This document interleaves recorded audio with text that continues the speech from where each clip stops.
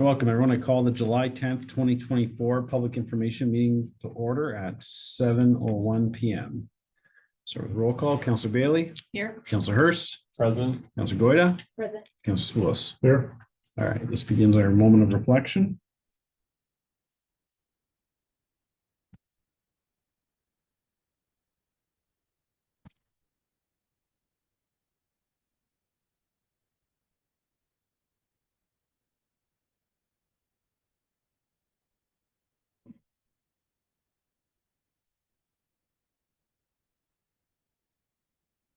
That concludes our moment of reflection. Is it pecuniary interest?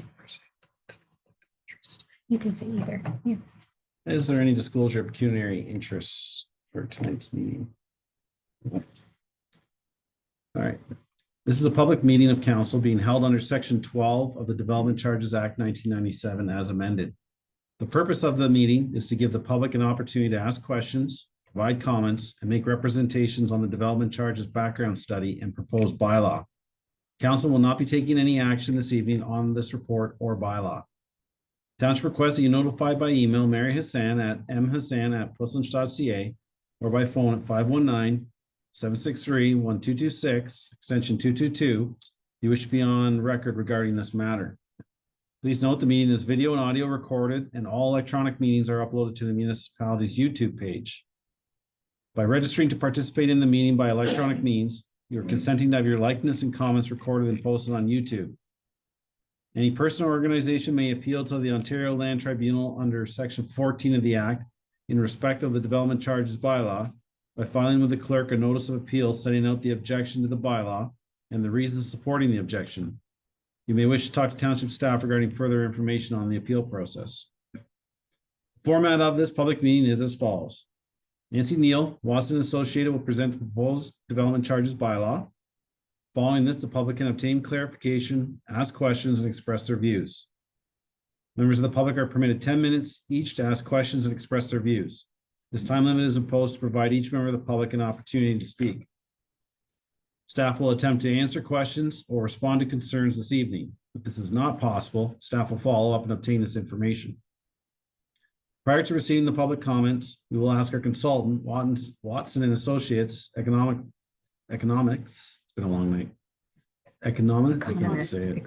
Economist, jeepers, to do a brief presentation to the findings of the study. Nancy Neal will now provide her presentation. Thank you. Thank you. Good evening, members of council and the public and those online. Hopefully we can kind of see each other to flip from the next one slide to the next. But I am going to walk you through a brief presentation of the high-level findings of the development charges background study.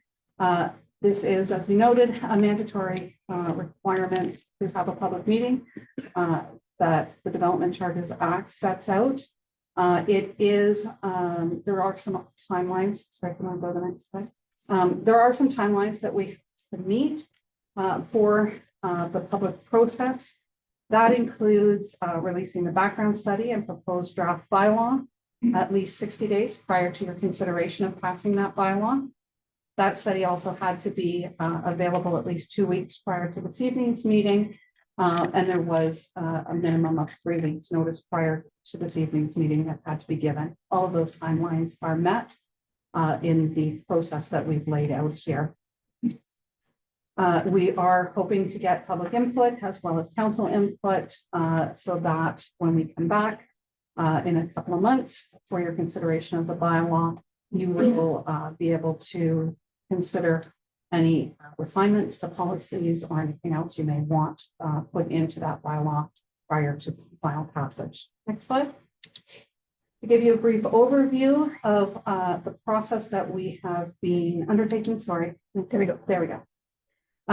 We have been working with staff since early this year, going through all of the background calculations that we have to undertake, putting forth a growth forecast that is anticipated, that we are going to have to provide increased needs of additional capital infrastructure for, and pulling together policies and other matters in the background study that was released on June 24th. We did hold a special council meeting to bring you up to speed on where our draft findings were with the study on June 14th, and we made some refinements based on that meeting. And then, as noted, released the background study officially June 24th. It is on the township's website. Tonight is our formal public meeting, and then we anticipate that on September 3rd, you will be back to consider passing the new bylaw. It is noted that your existing development charge bylaw also expires the same day. Next slide. As a brief overview of what development charges are for, they are a charge that is put in place on new developments to recover capital costs associated with incremental infrastructure that is required to be put in place to service that growth. Municipalities are empowered to use the Development Charges Act to recover those costs so that growth is paying for those growth costs to the extent possible that's laid out in the Act.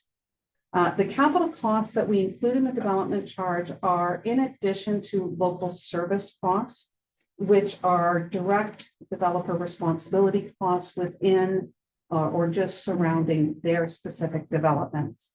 So if you think of a subdivision, for example, the developer would be required to do those internal roads, sidewalks, streetlights, that type of work. Those are not what we consider in the background study and then charge. What we put in is the broader based projects that benefit multiple developments throughout the township. We do want to note that as of June 6th, there was yet another change to the Development Charges Act.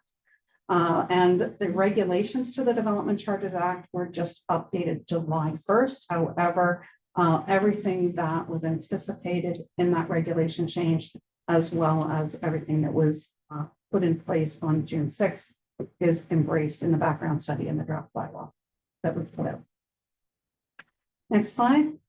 The growth forecast that we have included looks at a 10-year forecast of your growth with a net population increase of 962 people and a gross population increase in new units of just under 1,050 units. The difference in that gross and net, of course, is in the net. We take into consideration that in the existing households, there's a natural decline as children grow up and move out and that such a thing. There is a bit of capacity freed up there.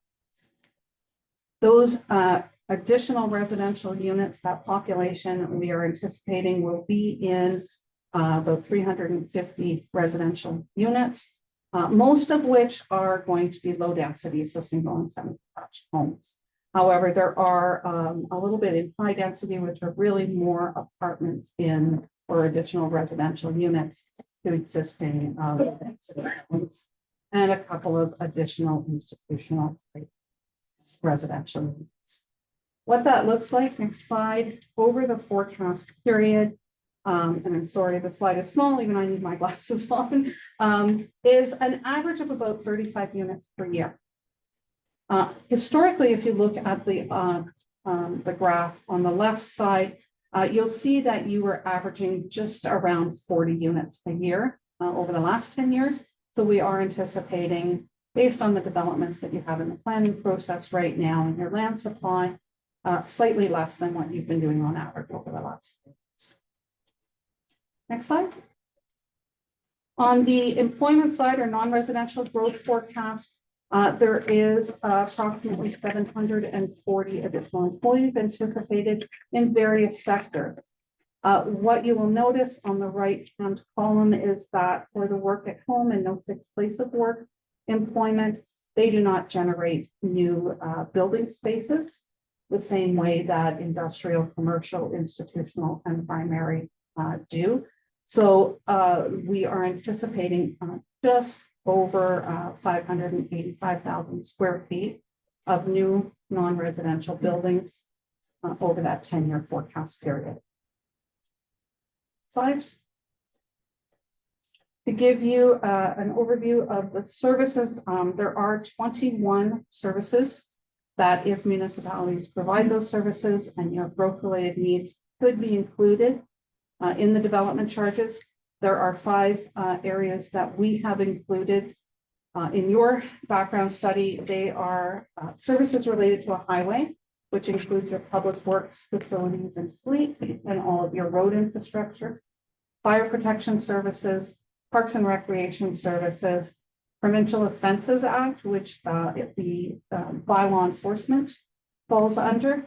As well, we have created a services for growth-related studies that relate to those 4 services that need to be undertaken to support growth. Next slide. What the development charge calculations produce is a calculated rate for a single or semi-detached home of just over $8,200 per unit. You will see that for other types of units, if there was multiples such as a townhouse, they'd be paying just under $6,500 a unit. And then for apartments, we've differentiated them based on the number of bedrooms. So an apartment with 2 or more units would be just under $5,000. And apartments that have that are 1 bedroom or bachelor would be just over $3,600 per unit. On the non-residential side, those industrial, commercial, and institutional type new buildings would be paying $1.62 per square foot at the full rate. Next slide. As a comparison to where your current rates are based on that single family home, which is what the majority of your residential growth will be. Currently, there is about a 9% increase over what your current rate is at just under $7,600, going up to that $8,238. On the non-residential side of things, right now the charge is $2.33, and that would actually be decreasing down to the $1.62 per square foot. Next slide. To give you a bit of a comparison of other municipalities' development charges of rates for surrounding municipalities, you will see that the 2 bottom lines is where West Lynch lands in the comparison. We do want to note that all of the other municipalities provide municipal water and wastewater services, some of which are provided at the upper tier, some of which are provided at the single tier, and some of which are split between the upper and lower tier municipalities.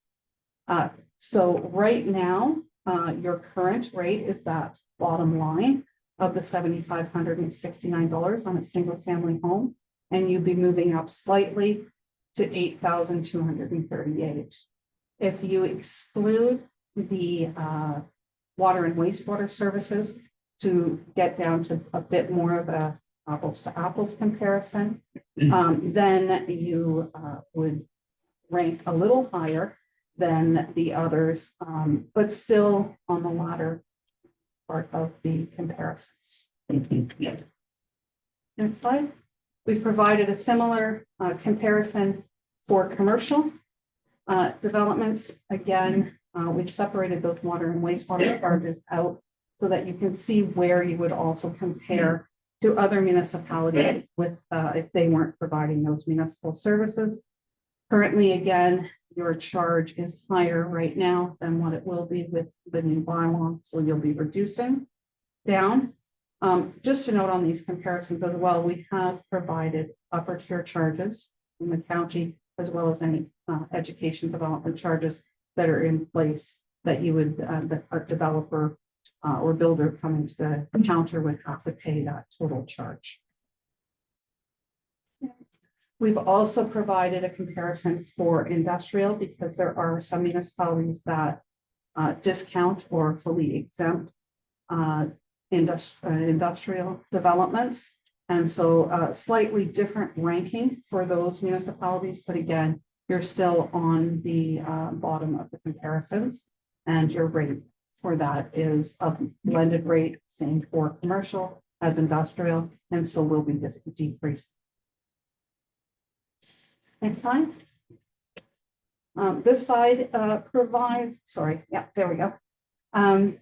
Really, what we want to highlight here is there have been extensive statutory exemptions added to the Development Charges Act over the last few years since your last bylaw was put in place. Some as recently as last month. Some have been there for years. So the industrial building expansion exemption to allow for a one-time 50% expansion of your space has been in place for years and continues to be there. Additional residential intensification, you can expand your house without having to pay a development charge.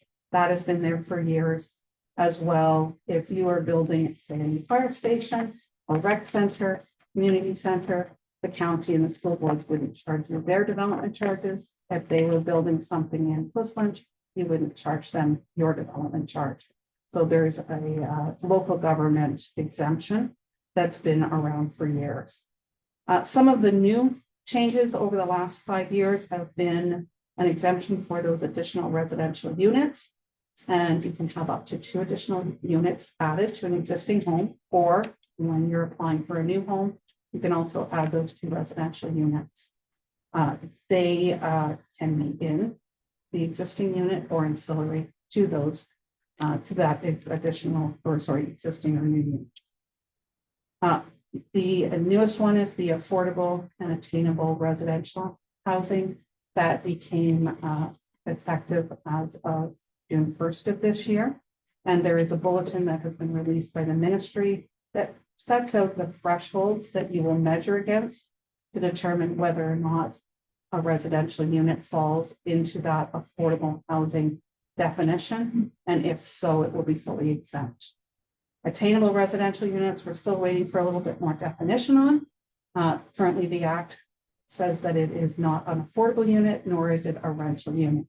But there isn't a lot of other direction right now. So we're still waiting on a little bit of regulation around that and definition to assist municipalities, and that could come out with changes to the regulations. And affordable units, if you have an inclusive zoning bylaw, and they're defined differently than what the province defines affordable units at, would also be fully exempt, as well as nonprofit housing are fully exempt.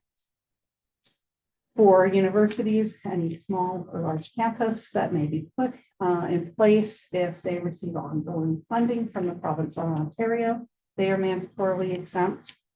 And then there are also some changes in when the development charge is determined.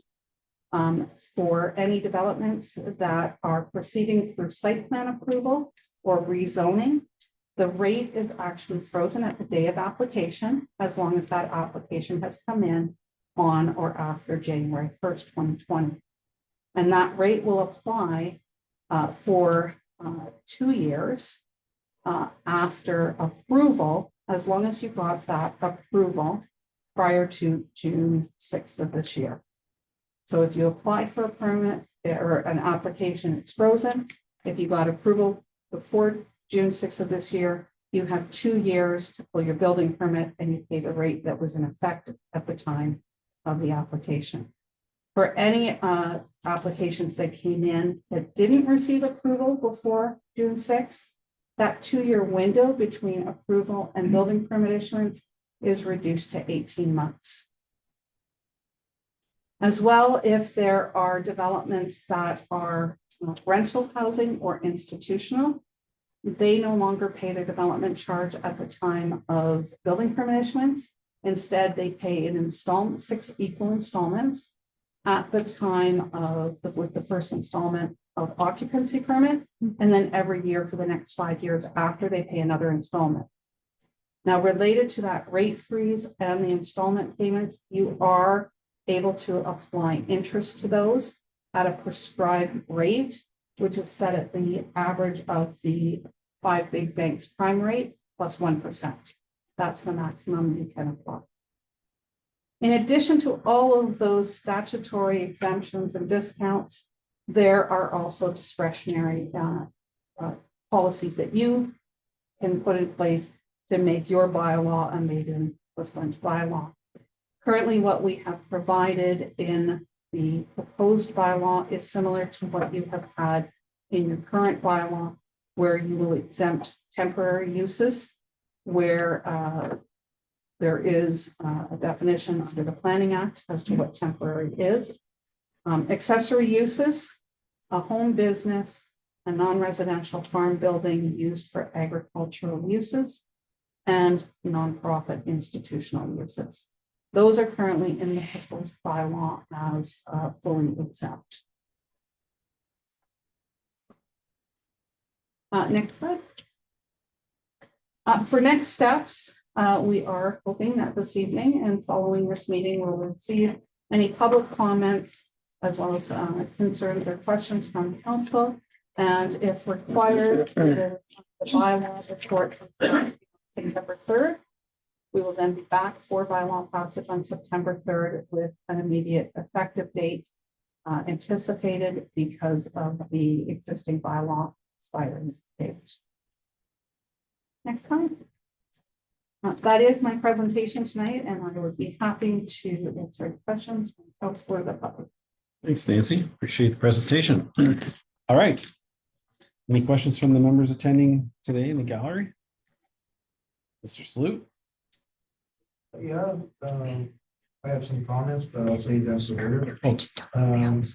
We said this expires on September. John, just hang on one second. Sorry. I'm just wondering, because our owls are picking up the audio, they might not, did you want to come down? Do you mind? Just so that, It's like the price is right. yeah. Just so the recording can pick it up and. I think Would you like me? right there, and I believe we need you to state your name and your address. That'd be great. Sorry. Sit down. You can grab a seat. Grab a seat. My name is John Sloot. I'm a resident, proud resident of the township for many years here now. Actually, before, maybe it's off topic, but I would like to put out a big thank you on my behalf for the work that the staff and that the council has done on 2 points, actually, was the Community Business Development Directory. I was totally shocked to receive it, and I was I was surprised to see it, and top notch and well appreciated. So, as a business owner, thank you very much. Okay, no, it was well done, and I hope it goes. It's a growing, and then the second point I would like to make out is the job that the parks have done. I'm proud to say that I'm from Pushlands now. To go through the community center here into the back, the sports fields, I'm just totally blown away. I got to see one of my grandkids play soccer there, and I couldn't believe what I was seeing, and I'm proud to say that I'm from Pushlands. And well job to whoever put that together, between staff and council. Thank you, thank you, thank you. So normally you're not supposed to go off script, but because you did that so well, it was, I opted not to interrupt.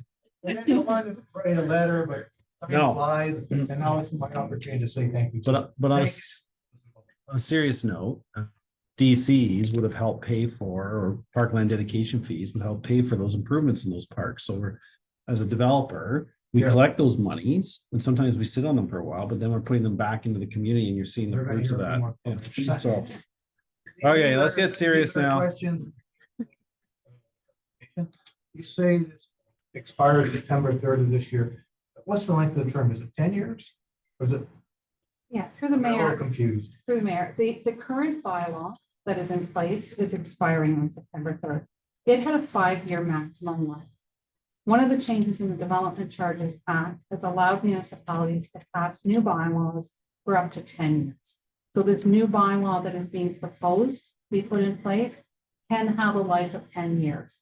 That's not to say that if something significant happens, more growth comes, additional capital needs are required, that the municipality can't open it up and do an update to the study sooner and pass an amendment to the bylaw or a new bylaw. But this bylaw, this next bylaw will have a maximum. It's not guaranteed. No, that's the maximum that it can be in place. In your presentation, you talked about development fees has nothing to do really with the cost of a new subdivision, like the roads, the new roads and infrastructure that goes to that. But can you explain to me, if it's not for the actual roads and as part of that new subdivision or whatever it is, what our development fees go towards? Is it the libraries, the fire department, the hospital?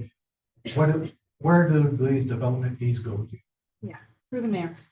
Just to be clear, that local service component I was talking about would be, if you think of a subdivision, there'll be internal roads that are required only because that subdivision is going in. The township wouldn't build those roads other.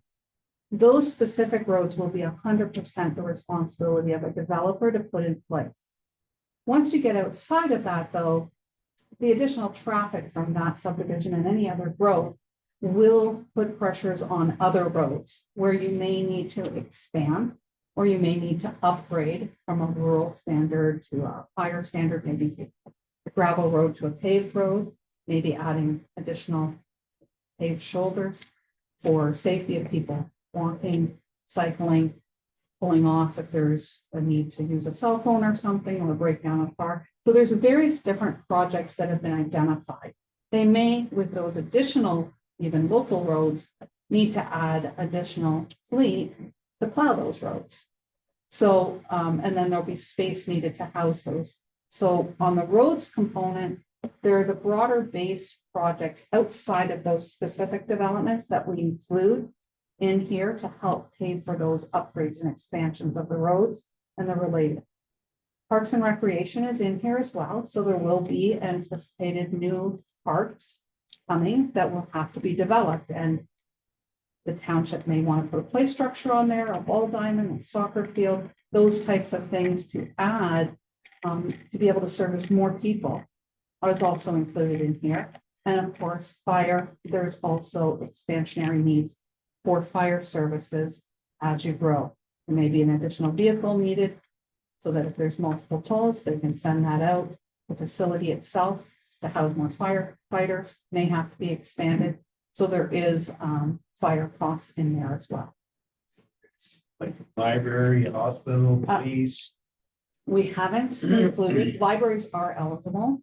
We haven't included costs because the county provides the library. It would be in their development charge study, not the township's.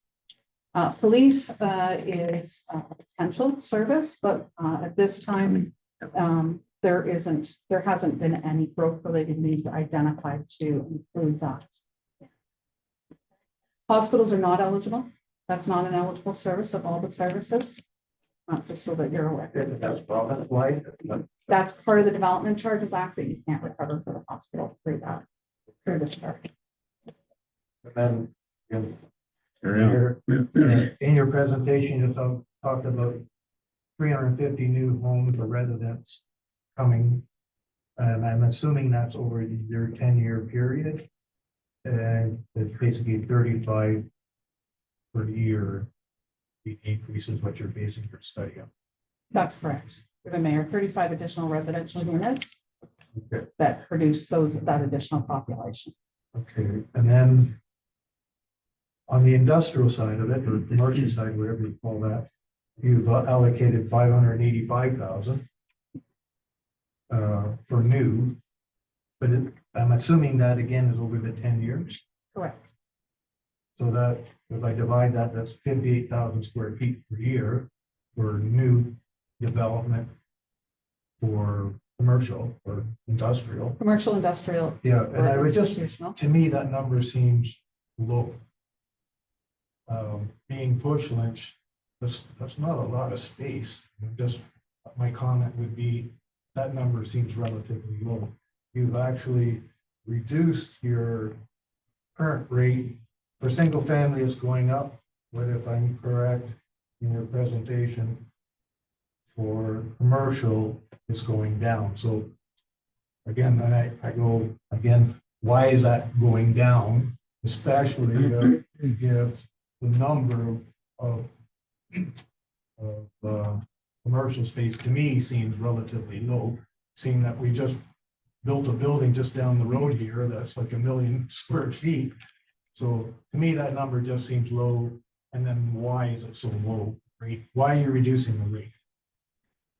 Through the mayor, there's a few things at play there, where we take the cost for each of the services and we assign the benefit to the growth that we're anticipating on the residential side versus the non-residential side. It's based on population versus employment. This study, that split has changed and focused more on the residential portion than the non-residential portion. That's part of it. As well, depending on the square feet that are being included on the non-residential side, once we've split the costs up to the non-residential benefit of all the costs, that gets divided into the square footage that's anticipated in those buildings. Industrial buildings tend to have higher square foot per employees. And so it generates square footage more than a commercial building or an institutional building. So it's really a relationship of the sectors and the square foot associated with them. That total square footage then is our denominator in the calculation of costs divided by that growth to come up with a cost per square foot for each of those facilities. So there's a lot of things at play in So- the calculations. Maybe I feel this is where the question line is going.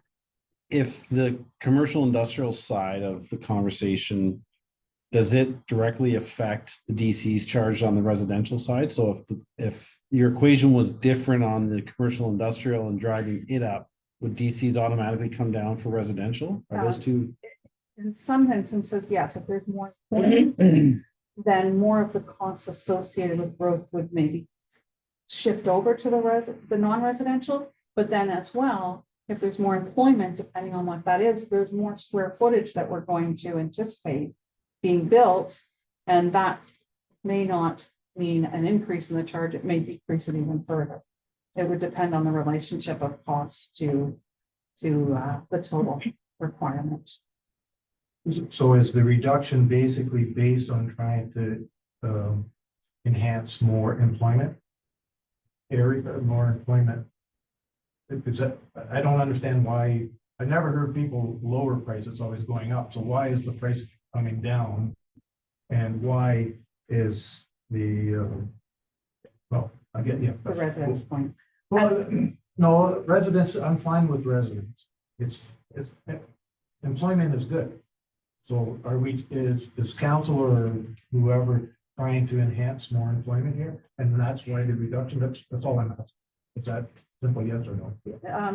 Through the mayor, no, not specifically, although, every municipality wants to enhance and place employment in their own municipality. It's great if you can live and work in your own municipality.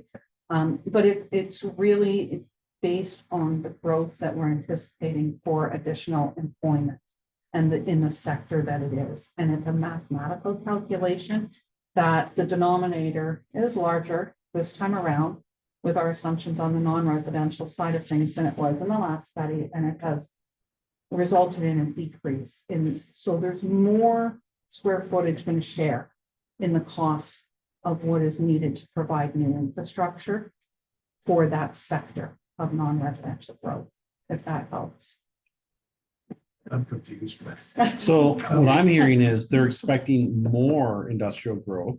And because industrial growth has such large buildings, once you divide that all out, it ends up reducing because you can put that $1.80 across more square foots because they're expecting more. So that's what I just heard at the end there. So, yeah. And it's just a comment, when you talked about other municipalities have waste and water, which the township unfortunately doesn't have, but so be it. But yet, I just want to be clear that you were saying the development fees for the commercial side is higher than the norm, if you factor in the wastewater. Through the mayor, if the municipality was to provide municipal water and wastewater services, the infrastructure that would have to be put in place for the water mains and sewer mains, the treatment of it and storage and that sort of things would have to be put in place for the existing community potential as well as the growth. And you would have to, obviously, for any of the growth components, update your development charge to ensure that you were recovering their proportionate share of those costs for those type of systems into the development charge. All of the surrounding municipalities in the comparison all provide municipal water and wastewater systems. And that's why I tried to isolate them in the comparison, because you don't recover, because you don't provide that municipal assistance. What I believe he was asking is when you remove the wastewater and water from the equation of our neighbor municipalities, did Puslinch end up at the higher range of the development charge? So, Yeah, no, you're still on the mid to lower range of the comparison. sorry, I was copying. We're where? I thought we were down mid to Mid lower. to lower range still. And last question is kind of a trivia question. Can anybody tell me when DC charges were first introduced to the province and then to the township? Yes, the first Development Charges Act was put in place in 1989. Most original bylaws for municipalities that chose to put it in place happened in 1991. 1991. Prior to the Development Charges Act, though, municipalities through the Planning Act were allowed to impose a charge that was referred to as a lot levy at the time that the lot was created. So there was still capital costs that could be recovered through that older regime through the planning. Okay, thank you. That's it for my questions. I do have some comments. Sure. Keep going. We have you close to the owl, so if Okay. you have them prepared. All right. Thanks for answering those questions. I have a few, first of all, my name is John Sleuth. I've been a builder, mostly a builder in this township for a long time. Like my first house that I worked on was on Carter Road. It was actually over 50 years ago. Well, And the reason I asked the question about development fees was, I'm pretty sure back then there was no DCs. Okay, that's why I just wanted clarification for it. Those people, this is just my opinion, but anybody that built prior to 1991 in this township had the benefit of not paying those development charges. So they benefit, there's some, I would say there's some benefit to all those people that built prior to that because they never had to encompass some extra costs. So that's just my, I look back in 2006. Development fees, I believe, or sorry, a lot in this township was around $120,000. That was in 2006. Now, I would say you could, times that was 10. The DC rate back then, I think it was $1,000 to $1,200. Maybe I'm confused on development fees, but I know last development fees I paid was well in excess of $12,000. I know, I don't understand where the county comes in and all that, but that's gone up by 10%. And I would also like to comment on the process of getting a permit. Back then, well, I shouldn't say back then, I'm sounding like an old guy, but John, I don't mean to interrupt, but I'm not sure we want to have a conversation about permits today, yeah, okay, other than I'll leave maybe it. some costs. But I'd be welcome So to hear my that. main point here is, I'm not opposed to development. I've been paying them for a long time. And as long as they're used wisely, it is the cost of doing business. Where I do have a problem, and my issue is, and it's some of the facts that you presented here are I don't totally agree with. My issue is I'm not sure the money, maybe I got it wrong, but the money is being spent properly. I'm of the opinion that I don't think the township has a planning or Development Committee here. And for all these years, since 1989 or 91, whenever we started these development fees, I don't see any money being put towards proper planning and development. And it's a little discouraging to read that Erin just hired a planning lady. And I don't believe we have anything that has been put towards planning and development. Oceans Township is, how do I put it, is in the hub of everything. And yet the county, and firstly, I understand that most of the money, both taxes and development fees, doesn't go to the township, it goes to the county. So really my beef isn't with the township, it's more with the county. That the county doesn't consider pushing seriously enough to put us on the map. And when you tell me, when you tell me we're gonna have 585,000 square feet of industrial employment lands over the next 10 years, that is very frustrating for me. That shouldn't be happening a little more aggressively here in the township. We're on the main corridor of the 401, the main corridor, but yet the county wants to put all the development up Okay. in the north. Yeah, I need you to tie this into how the industrial may be paying DCs, or you could tie the conversation into that the forecast of 58,000 over 10 years is not acceptable and maybe justified in your mind or to us. So Yeah. I've given you a bit of time here, but I'm trying to tie it into what we're here to talk about today, please. Okay. So, and I want to, I don't even know. I would just like to see Oceans get recognized a little bit more on the development side. And maybe take some of the funds that we're paying, and I don't mind paying more if I know it's going towards planning and making the township more sustainable. Okay, you know what? I'm going to pause you because I'm going to give you some answers. So, DCs are able to utilize DCs for certain projects, and I can have Ms. Hassan go through it. But for one, your road's getting repaved, Yeah, right? thank So you. we can put a percentage of DCs to that project. Yeah. Okay, so there's some of your money. On the planning component of it, we posted for a senior planner. We weren't able to fill that, so we hired a junior planner, John. And they've been, Yeah. how long has he been on? 7 months or so. 7 months. We've also transitioned away from the county being our planners on most components. We've hired a consultant as a senior planner to mentor our junior planner and to work with staff as we want our best interests represented. Right. So you said the planner, we weren't spending money on the planner, we did the planner.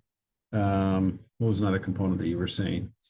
Study. Doing the Study. employment study. We're doing the employment land study, which is right now is a pretty big net that we've cast.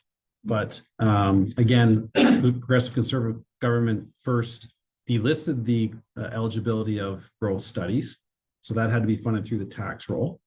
It's now eligible again, so we can fund this growth study, which is all around employment lands, which is great news for the township. So that's being proactive. That's this council's and staff's attempt to bring development, industrial, commercial, to this township, as you mentioned. Yeah. Because it's a hub. So I think you're just not informed of exactly what's going on, but I think you're identifying what this council has also identified. Now, there's always the argument that, it takes too long. Like sometimes these things are a I think it has to be. slow grind, Yeah. There's a process to follow, but so I appreciate your passion.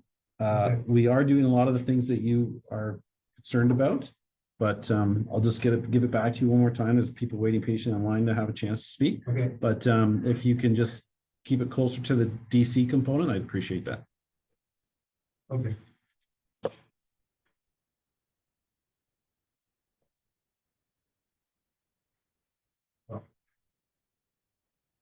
finished rightly or wrongly. 2006, we made an application for a subdivision that the county has not acted on. 30 homes for 30 families and affordable homes. The taxes of those 30 homes over the last 15 years would have been 2.5 million, and yet it sits empty. I don't think that's a wise choice of smart. I wouldn't call that smart planning. You guys are always looking for some extra funds, and here's the funds are sitting there, and it's not happening. That's a development issue, but when it comes to the development fees, there's an opportunity, and we shouldn't just let it slip away. That's So before you leave, we are all the, we all have to follow the provincial policy statements and that the province sets. So as much as this council could think that your project is the best project in all of Southern Ontario, it makes the most sense.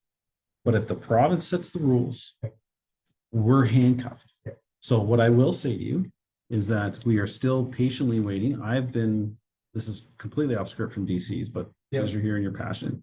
Waiting on the regulations on the recent DPS, and we are as a council wanting to ensure that Portland has prosperity in the future in the long term. But we're just waiting for the government to stop changing the rules every 4 weeks. So once they set the regs, we'll have more answers for projects like yours. There's others in the township. But at the end of the day, we have to follow the rules they set as much as we could want to prove it. So I get the frustration. I feel I'm with you on it. it's not the township, it's the county. It's the province. Well, the county is part of that. So, but we're doing our best, and Okay. we're hoping for some clear Thank you for answers. your time. You're welcome. Thank you for coming out on this rainy night, whatever it is right now. Okay, we'll move to our attendees online. I know, but they've had their hand up online for quite a while, and I will come back to you. Leah, I think are the names. Sure, just ask them to stay there. I'll do it. Video or? Hello, Carol and Good evening. Leah. This is Steve Melia, Caroline Melia. Can you just state your address, please? It's 6786 Gore Road. How you doing? Good, thank you. So, Steve, I just want to be clear that this is an opportunity to discuss development charges. Yeah, Okay. yeah. Go So basically, I salute the gentleman before me. He made a lot of common sense. And I hear and feel his frustration on a lot of things. My question is, when you guys are doing the study, I see yous remove some of the aspects for water and sewage. Now, is this taken into account for rural properties which do not have natural gas, which do not have street cleaning, which do not have water, sewage, any services coming from the township? Plus, we also have to pay to have our trash removed by the purchase of the designated trash bags. But I don't see any kind of relief for those kind of properties. I'll let Nancy go, but most of what you described there doesn't fall under the development charges. But that's scope. so sorry, let me rephrase that then. So when you are talking about the increases from this year to the potentials of next year, you're talking about a 9% increase. So for the properties that don't have any city services and we pay for our trash to be removed, you know, where is the allowances for this? Okay, so I'm gonna have Nancy explain what components drive the development charges. not every component, but the majority of our high level ones. Yeah, Because and so- if you're so- speaking 9%, hold on a second, Steve, you're speaking 9%, you're talking about the 9% increase over the residential development charge from the previous bylaw to the new one. You're not talking personal residential taxes, correct? Correct, yes. So if we were doing a severance, or if there's just a one-off custom build home or a one-off piece of land that involves all these charges, and they have the construction charges, it's where is the return on this money when, again, I'm on Go Road, there's no public facilities as far as a playground or anything local, so for the constituents that live in these areas, where is their return on the money? Okay. So if you can speak to, what drives the DC. Yeah, through the mayor, let me try and piece that out a bit. You did mention about garbage pickup. Anything related to landfill for garbage is ineligible to be recovered through the development charge. So that is not something that we can include in this calculation. As it relates to the location of where parks, recreation services are placed, that isn't always in everyone's backyard or within a very walkable potentially area, but the township does look to provide additional parkland, develop it so that, if you do want to go to a park, you can get to one in the municipality. Where they locate future parks that they're going to develop will be based on a number of different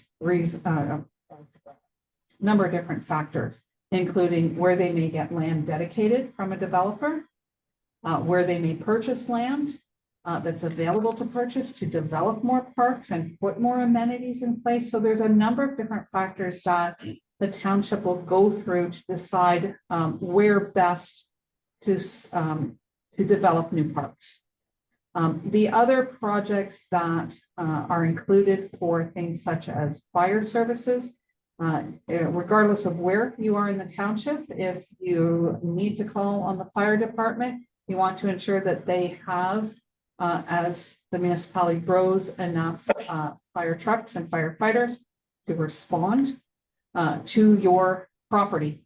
And so the fire station and where they house those firefighters and the trucks that would respond, again, is a centralized location that is decided upon by the township.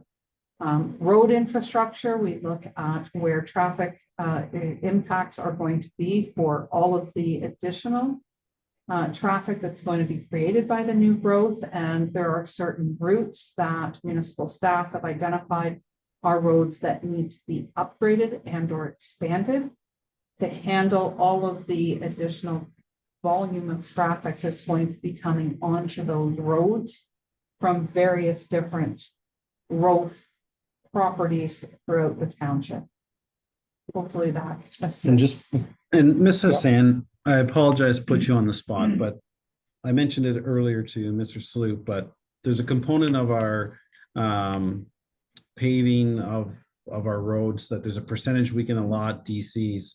Can you speak to that and maybe if possible, a couple other examples of where DCs are eligible for projects within the township? Because these are examples of where if you get a severance, you're going to pay some DCs, but they're going to pay to service a road that you're already living on. And there's other examples. So Mrs. Hand.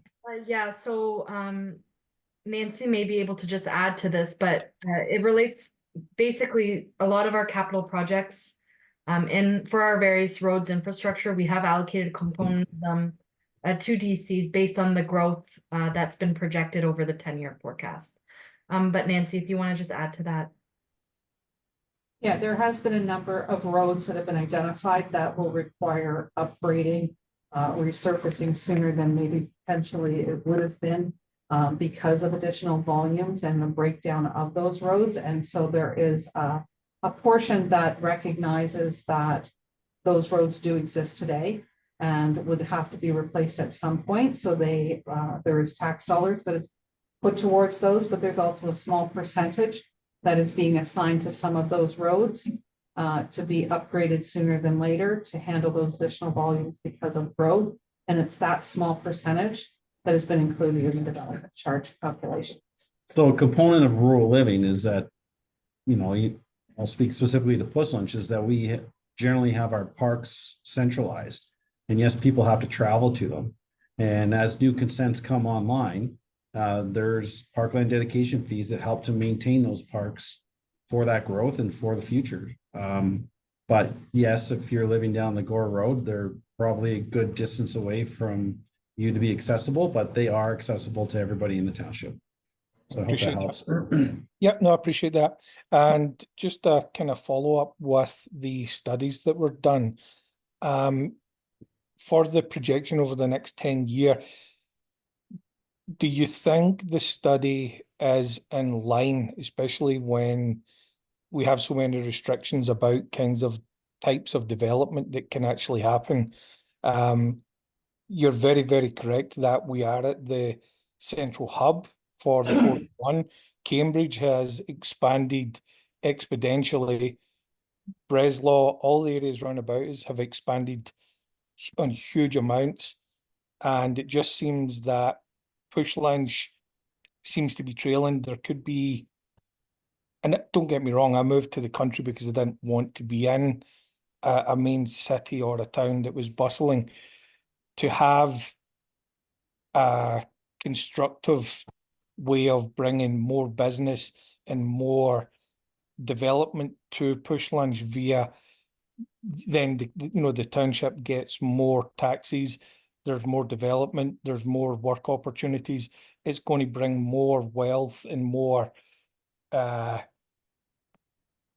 growth to the township. But I feel that the study is very restricted. I feel there could be a lot more if there was more potential for development. Okay, so I'm not sure which study you're referencing, but I think the DC study, the scope was fine, it was perfect, whatever. Like, not fine, maybe sounded kind of derogatory, but no. If you're referencing our Puss Lunch by Design study, which is again getting a little off the track, I thought I heard you say that you felt Puss Lunch was not taking opportunity or falling behind in development. I would counter that by saying we're quite the opposite with this forward-thinking Puss Lunch by Design. That was many hours of bugging the planning department at the county to think outside the box and Ms. Wilhelm came up with this study area and then ultimately was submitted to the province for approval. I would hazard to guess that if I were to Google it right now, you wouldn't find another municipality in Ontario that put in for a special economic development area to support employment lands along a highway corridor.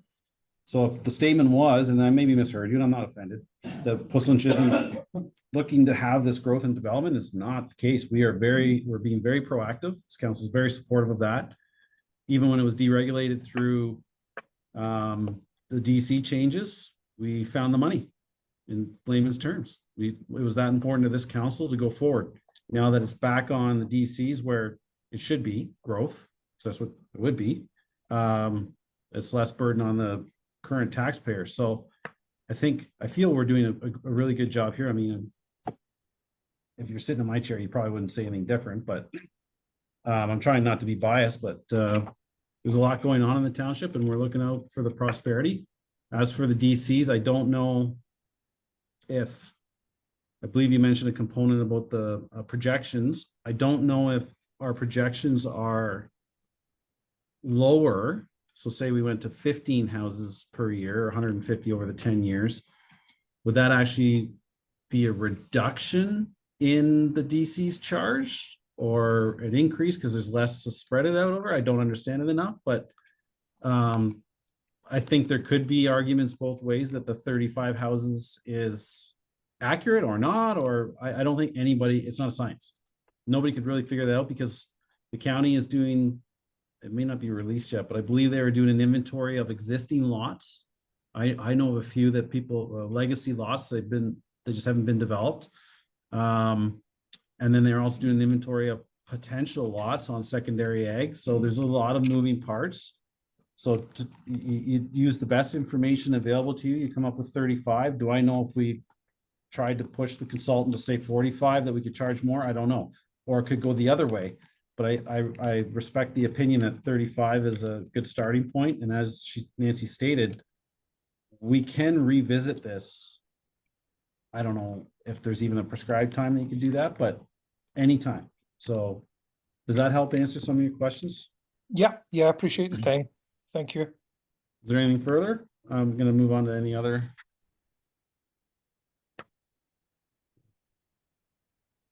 Sorry, I said I'd go to these two. Let's just alternate back and forth. If you'd like to speak, could I ask you to come down to the table? Just then these owls, just name and address if you could, please. Pleasure to be before you, Mr. Mayor. and Thanks for coming council and tonight. staff. Gary Scanlon, at 12 Ox Drive in Morriston, resident for 25 years. Very pleased to be a resident for 25 years. I do have some experience in development charges, so I'm knowledgeable about the legislation and how these studies are put together. So I compliment the consultant staff. It's very robust report. I think there's a lot of very good information contained within that. So that's my starting point. However, I am aware that there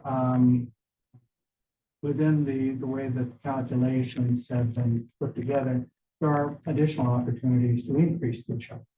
And I guess when I take a look at our growth over the last 8 years, 2016 to 24, it's been 12%.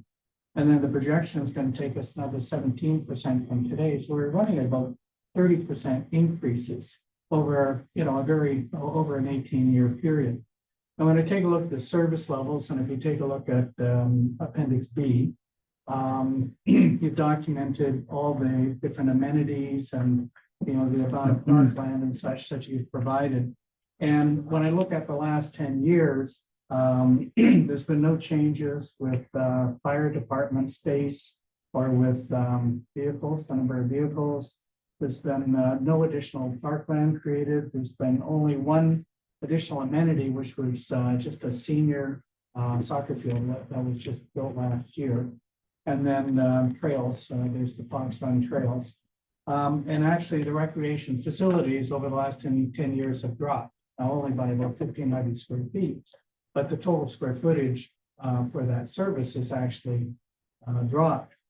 So from my perspective, looking at it, you've, and the way the calculations are undertaken, you do historic service standard, you look into the future, and the calculations say, here's an upper limit that we can collect, a maximum amount that we could collect for Parks and Rec, the maximum amount we could collect for fire. And when I take a look at fire, we could collect $1.9 million towards additional fire station space and vehicles, et cetera.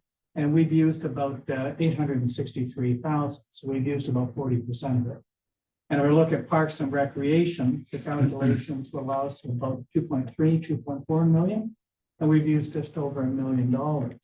So there's room where the development charge could be higher. And it's all within the legislation, all within the calculations.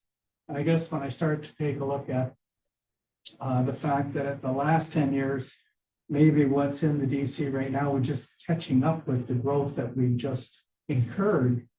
But I don't, my personal feeling, maybe we're not capturing enough and putting enough aside to pick up that extra 17% that's coming along.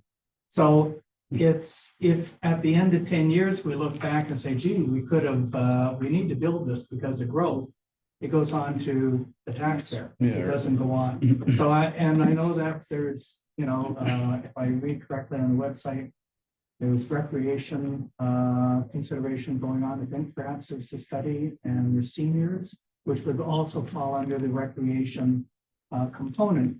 I would think that setting aside, and you can put aside a provision, putting aside a provision for an extra $500,000 or $1 million for parklands, well within what you can do, so parks and recreation. And you put a provision there pending what the recommendations are coming out. If not, then what we're doing is we're waiting until some point down the road and constantly playing catch up. So my recommendation or my perspectives is that I think the charge today could be higher. And if you looked at maxing out on those service standards, it'd be about another $5,000 on the charge. So every house, every one of those 350 or so houses are contributing an extra $5,000, which once again is going towards the infrastructure. The other part is with the roads, I'm just wondering whether a couple of additional roads might be added in. I look at Victoria Road, which I go up many times, and I know by the Audrey Meadows subdivision, there are different times of the year where that road is kind of blocked and people turning to get into the subdivision, especially around Christmas time, if you've been there. And with the subsequent one, I would wonder, and if they follow in the same thing, there's going to be quite a segment of that road where you would think that there should be extra turning lanes. I'm not clear looking at the local service policy whether that expanse would be a developer responsibility or whether it should be included in the DC. You have that opportunity, but I do see that road as being a problem with this subsequent subdivision coming. And then I take a look at Calfast Road, which comes right into Morriston. And, you know, I think there's some lands that are being removed from the green belt. Don't say that. They're pretending, if there are lands. There are no lands. I being wasn't sure removed from where the green the belt. staging is, but I guess we would look at whether, at least with the employment study that's going on as well. I think there's a lot of local roads that could be impacted. And whether we make a provision for, once again, unidentified growth-related roads, which will come as a result of those studies, I think you can incorporate that now. Once again, saving always, 2 years from now, doing another update, and then we just have this study. I'm just thinking it's a little bit especially on the first two services, you can do that within your abilities now. With the roads, I think maybe there are provisions that could be made in that one particular one, and whether there's any others such as Belfast being urbanized and such. But other than that, as I say, I think the report's a very good report. I think there's all the different elements have been hit well, and I think there's a lot of thought that's gone into it. As I say, just as a 25-year resident, I'm very observant of some of these things and would offer that to council. Yeah, and I hear what you're saying in layman's terms. I don't want to leave money on the table. As you're saying, like 10 years from now, you'd hate to look back and think, oh man, we missed an opportunity, because you're not going to be able to go back and get that. As for the Greenbelt comment, you may be referencing the special economic development area initially had requested the province that we study lands in the Greenbelt. They removed those lands from our study that were in the Greenbelt. Okay. I haven't seen the update from that. I'm just looking at the January report. Okay, so I'm hoping that's where there was some maybe. Yep, no problem. As I say, some of those areas will impact on the roads. That's a consideration. So Victoria Road, I agree, it's very busy, especially in front of Audrey Meadows, but my understanding is we can't incorporate neighbor municipality growth into our DC. So if that traffic is generated in Guelph and causing the impacts on our roads, we can't use that as part of the formula, or. Through the mayor, I'm not very continue, but if the road is in your municipality, you have to look at it with staff to say how is your growth triggering the need to upgrade or expand that road. Certainly, every municipality has flow-through traffic from other municipalities. You can't impose a charge on City of Guelph residents to expand roads here in Puss Lynch. But if there is growth impacts on roads, we can go back and look at some of those. It's not too late to amend the background study before passage of the bylaw. We would have to consider whether another public meeting was required if we were going to increase the charge. to allow people who may not have come tonight because they were happy with the charge that was here. If another $5,000 per unit was added, we may have more people. So we might have to do another public meeting if that was the case, to add more costs in or provisions for the parks, rec, roads. But we can certainly work with staff to look at some of those that have been highlighted by Mr. Scanlon, and determine whether or not we do want to add anything more in. Can you also, yeah, just one more comment. Can you also explain the relationship between the DCs and the parkland dedications? Because in my mind, that's two different fees, because we collect significant amount of money, as I'm sure Mr. Sloot's aware, on every severance. And that goes into a restricted reserve, but we also get DCs to go to our parks. So on a first look, we may be leaving, as I use the term, money on the table for our parks, but we're also collecting $15,000 per severance to put into, and then, so if you can maybe. So the parkland, the development charge, let's stay with that, does not allow you to recover the cost of purchasing land for park purposes. Once you have the land, it allows you to collect for developing that into a fully functioning or passive park, putting your amenities in it and on top of it. The parkland dedication funds that you're receiving is to assist in purchasing additional lands that you can develop and pay for out of development charges, and or providing other recreational spaces. So maybe it makes more sense that with some of those funds coming from various different severances and consents and stuff, that you're going to, instead of purchasing another small piece of property, you're going to purchase an adjacent property to an existing park and or put more amenities in those parks, because the parkland funds allow for that to be used for acquisition or development of other recreation purposes, where the development charge does not allow you to purchase the land.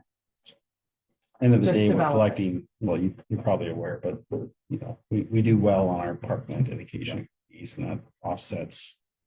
John's laughing. But it does allow you to purchase recreation lands, but not parks. So you can purchase land for recreational services as long as it's not a park. So if you wanted to buy land for a senior center, for example, or a community center, the land associated with that Has to be a community park. center is eligible for development charge collection. It's just not the parkland acquisition that's allowed for a park. And with respect to Victoria Road, I think what I have foreseen is the potential of whether it's an additional turning lane that needs to be constructed. And primarily because of the turning into that existing as well as the new community. And you're right, there could be benefits that we would deduct, and there's deductions through the calculations, which recognize that not all of it would per se be put onto the backs of new development. But there's, to me, I would suspect if it's just adding turning lanes, it would be a very high portion because it's specific to accommodating that specific area. We have an active application, it's been a long day, active application in that area. Right. That, again, we're waiting on the regs on, but I'm sure, staff would be cognizant of that. If it ever gets approved, then definitely I would agree with you that that's a growth related cost. And I haven't been through a subdivision development agreement yet. I don't know when and where and if you can mandate you're fixing the road and all that stuff. A lot of times they'll agree because they want to get the approval anyways. But so hearing what you're saying, and I'm not short timelines. I'm not sure we'll be interested in blowing up the whole report again, but definitely if there's an opportunity to tweak and find a little more money, I'm all in favor. John might not like it, but he's the guy Jimmy pays it. But thank you for coming out tonight. I'm not sure if you want to join us at the table or. Okay. Yeah. Okay, is there anybody else online that? I don't think so. I can get just media. Yes, just the media and the one individual that already commented. Okay. All right, is there, I guess that's it. So I'm going to, unless council needs some questions of clarification from anyone, Nancy, staff. One question, I like Mr. Scowen's approach. We don't want to leave money on the table. I also want to respect the September 3rd deadline. Is there an opportunity to proceed with the September 3rd deadline, pass the bylaw, and ask some basic questions? Is there money left on the table? And then work a year from now to update it if there is money left on the table. For the mayor, you can update your background study at any time. You do have to go through the full process if it is outside of a year of the study that we've got here in place, because the study has a 1-year life, although the bylaw may have a 10-year life. That's all. But you can amend the study within the year to add anything additional that's been identified that will then allow you to get that September 3rd bylaw in place before the current one expires, and then continue to review and refine if necessary over the next year. But again, at any time over the next 10 years, if something is identified, you can update it. So what, if I'm hearing you correctly, we pass the law September 3rd, we can amend that current bylaw to look at not leaving money on the table and still be without having to do a full-blown study.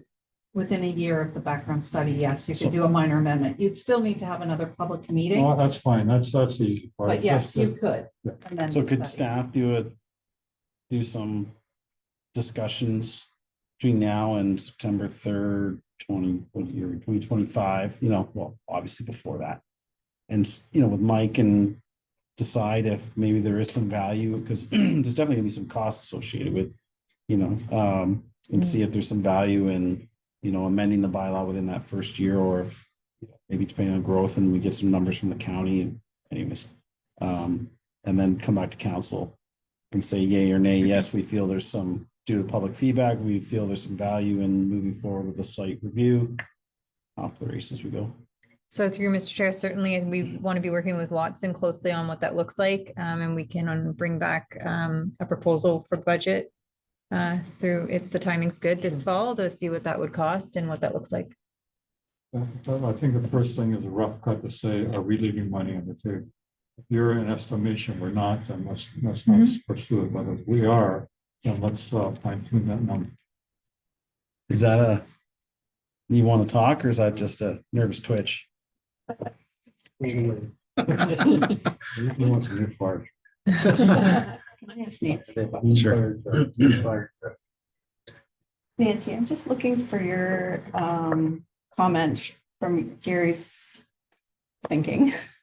And I really appreciate you coming down because Well, it just helps expand my thinking. The only thing I'd worry about is putting people in a situation where they have differences of opinion in a very public forum. So I just don't want Nancy to refute completely what. Well, maybe this could just be part of staff's discussions later too, but I'm just more curious if increasing DCs into a municipality that has no water or wastewater would be a deterrent for people to be looking at development within the community. You'd hate to increase the DCs and it would end up being a deterrent where we're looking for growth to happen. There may be that odd person, honestly, but I mean, if you're looking to settle somewhere in your home, there's so many different components that you're looking at for that. The gentleman that was online, doesn't want to be in the hustle and bustle of Cambridge or some of the other surrounding municipalities, and that's going to draw them. And a few $1,000s more on a development charge probably would not deter them. Especially if they knew that, there was that parks recreation space available for them. They didn't get blocked up on roads that are, getting congested more.